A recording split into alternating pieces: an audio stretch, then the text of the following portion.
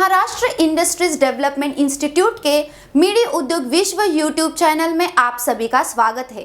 Midi आज से आप सभी के लिए लेकर आ रही है जीएसटी इंफॉर्मेटिव सीरीज, जिसका पहला टॉपिक है जीएसटी बेसिक इंफॉर्मेशन, जिसकी सारी इंफॉर्मेशन आपको प्रदान करेंगे रविंद्र पाटिल सर। नमस्ते दोस्तों, मीडी के उद्योग विश्व यूट्यूब चैनल में आप सभी का स्वागत है। मीडी के उद्योग विश्व यूट्यूब चैनल पर हम जीएसटी की अलग अलग प्रकार की जानकारी लेकर आने वाले हैं। चलिए फिर इसके बारे में हम शुरू करते हैं। जीएसटी यह एक्ट 1 जुलाई 2017 से हमारे भारत देश में लागू हुआ है। जीएसटी एक्ट आने से पिछले कई सारे टैक्स के रूपांतरित जीएसटी में हुए हैं, जैसे कि सेंट्रल में central excise, service tax, state में वैट, तालुका लेवल पर ऑक्ट्रॉय, एलबीटी, ऐसे कुल मिलाकर 17 प्रकार के टैक्स जीएसटी में रूपांतरित हो गए हैं। इसी इफेक्ट को कहते हैं वन नेशन वन टैक्स। अब हम जीएसटी एक्ट के अंडर किस किस कंपनी को जीएसटी रजिस्ट्रेशन लेना ज़रूरी है, इसके बारे में जानकारी जानते हैं।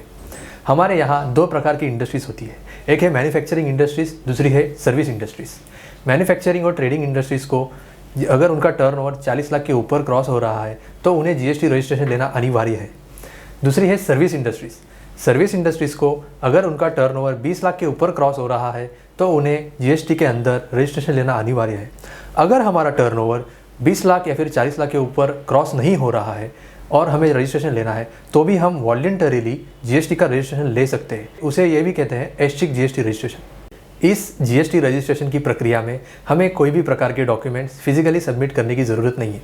जो भी डॉक्यूमेंट्स है वह सारे के सारे ऑनलाइन सबमिट करने हैं। अब हम जीएसटी एक्ट में टाइप ऑफ टैक्स पेयर के बारे में जानकारी जानेंगे।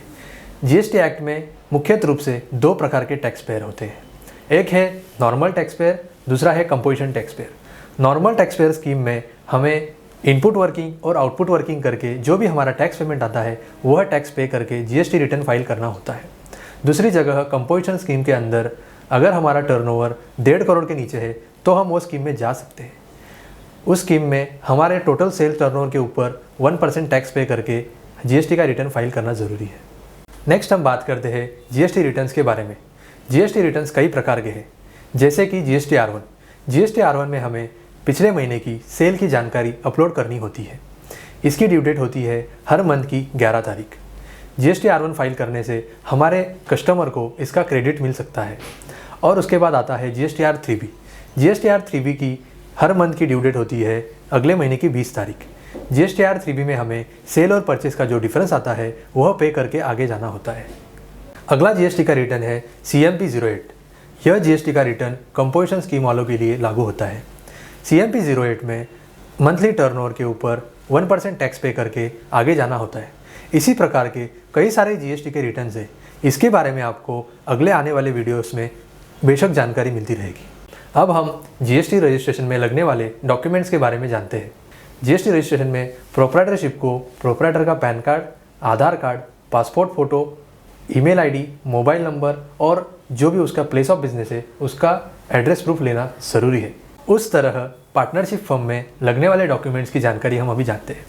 पार्टनरशिप फर्म में पार्टनरशिप फर्म का पैन कार्ड, सारे पार्टनर्स का PAN card, Aadhaar card, passport photo, email ID, mobile number और प्लेस ऑफ बिजनेस का एड्रेस प्रूफ लगता है। इसी के साथ प्राइवेट लिमिटेड और LLP के लिए जीएसटी रजिस्ट्रेशन डॉक्यूमेंट्स जो लगते हैं उसके बारे में हम जानकारी जानते हैं।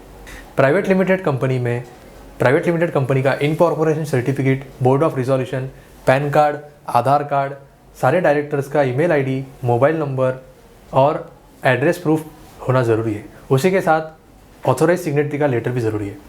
और एक बात, इस सारे रजिस्ट्रेशन प्रक्रिया में प्रोप्राइटरशिप, पार्टनरशिप और प्राइवेट लिमिटेड में ऑथोराइज सिग्नेटरी जो भी पर्सन है उसका मोबाइल नंबर आधार से लिंक होना ज़रूरी है। अब हम जानते हैं जीएसटी से जुड़ने के फ़ायदे। वैसे तो कई प्रकार के फ़ायदे हैं। पहला है आप आपके प्रोडक्ट्स ऑनलाइन माध्यम से बेच सकते हैं, जैसे कि अमेज़ॉन, फ्लिपकार्ट, मिंत्रा। दूसरा है आप आपके प्रोडक्ट्स को अक्रॉस द इंडिया एक्सपोर्ट कर सकते हैं। तीसरा है गवर्नमेंट टेंडर थ्रू आप आपके प्रोडक्ट्स भी बेच सकते हैं। और चौथा है आप आपका करंट अकाउंट भी ओपन करवा सकते हैं। वैसे इसी प्रकार के कई सारे बेनिफिट्स हैं। इसके बारे में हम अगले आने वाले वीडियोस में जानकारी लेते रहेंगे। जीएसटी के बारे में अधिक जानकारी के लिए आप हमारी दी गई वेबसाइट पर विजिट कर सकते हैं और कॉन्टैक्ट नंबर पर कॉन्टैक्ट भी कर सकते हैं। और एक बात, अगर आपकी कुछ सजेशंस है तो आप हमें कमेंट बॉक्स पर कमेंट करना ना भूलें। और अगर ये वीडियो आपको इन्फॉर्मेटिव और पसंद आई हो तो लाइक, शेयर और कमेंट करना ना भूलें।